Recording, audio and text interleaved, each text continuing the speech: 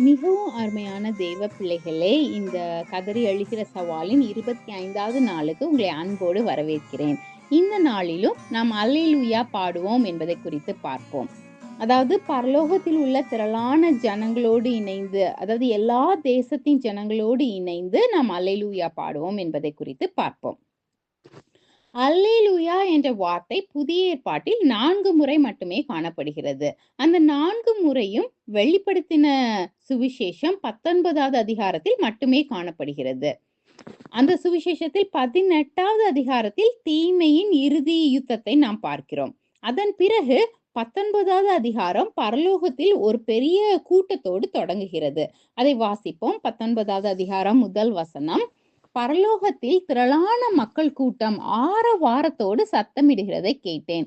அவர்கள் அல்லேலூயா, ரட்சிப்பும் மகிமையும் கனமும் வல்லமையும் நம்முடைய தேவனாகிய கர்த்தருக்கே உரியது என்று வாசிக்கிறோம் நாம்.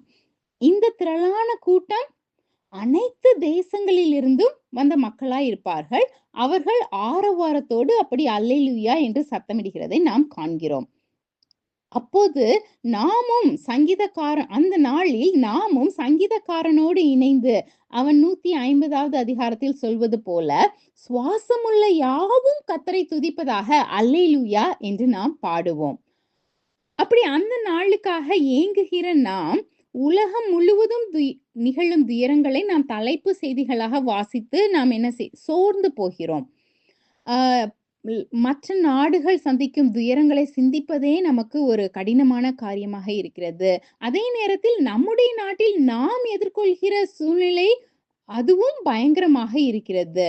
இப்படி இந்த சூழ்நிலையில் காணப்பட்டாலும் அந்த நாளுக்காக ஏங்குகிற நாம் இந்த உலகத்தின் மறுமலர்ச்சிக்காக, அந்த ரிவைவலுக்காக நாம் கண்டிப்பாக ஜெபிக்க வேண்டும். அதை குறித்து எரேமியா தீர்க்கதரிசி என்ன செய்கிறார் என்று பார்ப்போம். அவர் அவருடைய ஜனங்களின் மத்தியிலும் அவர்களை துன்புறுத்தி ஏமாற்றி வந்த அந்த தேசங்களின் ஜனங்களின் மத்தியிலும் அவர் என்ன பார்க்கிறார்? பயங்கரம், அழிவு மற்றும் பாவம், அதை தான் அவர் காண்கிறார். அதை குறித்து எரேமியா 16வது அதிகாரம் 19வது வசனத்தை வாசிப்போம். என் பலனும் என் கோட்டையும் நெருக்கப்படுகிற நாளில் என் அடைக்கலமும் ஆகிய கர்த்தாவே, புறஜாதிகள் மற்ற தேசத்தின் ஜனங்கள் பூமியின் கடையாந்திரங்களில் இருந்து உம்மிடத்தில் வந்து மெய்யாகவே எங்கள் பிதாக்கள் பிரயோஜனமில்லாத பொய்யையும் மாயையையும் கைப்பற்றினார்கள் என்பார்கள் என்று அவர் சொல்கிறார். என்ன பார்க்கிறோம்? அதாவது அந்த இஸ்ரவேல் ஜனங்கள் மட்டுமல்ல, மற்ற தேசத்தின் ஜனங்களும் வந்து கர்த்தரை துதிப்பார்கள் என்ற தேவனுடைய வாக்குத்தத்தத்தை அவர் உறுதியாக பற்றியிருந்தார் என்று நாம் பார்க்கிறோம்.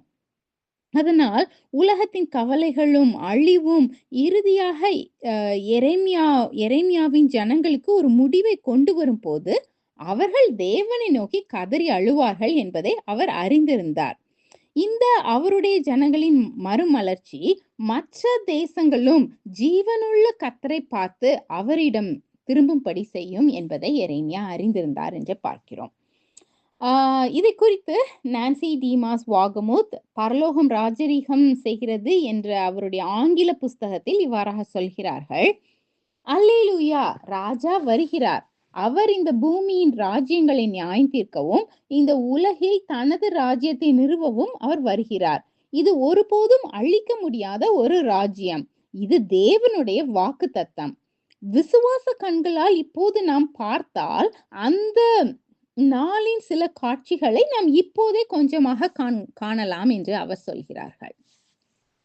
ஒரு சின்ன ஜெபம் செய்வோம். அன்புள்ள ஆண்டவரே, எந்த நாடும் எந்த ஒரு மாதிரியான பயங்கரமான சூழ்நிலையை எதிர்கொள்ள வேண்டியதாக இருந்தாலும் பூமியின் கடையாந்திரங்களில் இருந்தும் எல்லா தேசத்தின் ஜனங்களும் வந்து அல்லேலூயா என்ற ஆரவாரத்தோடு சத்தமிட்டு உம்மை துதிக்க போகிறபடினால் உம்மை நன்றியோடு நாங்கள் துதிக்கிறோம் ஐயா.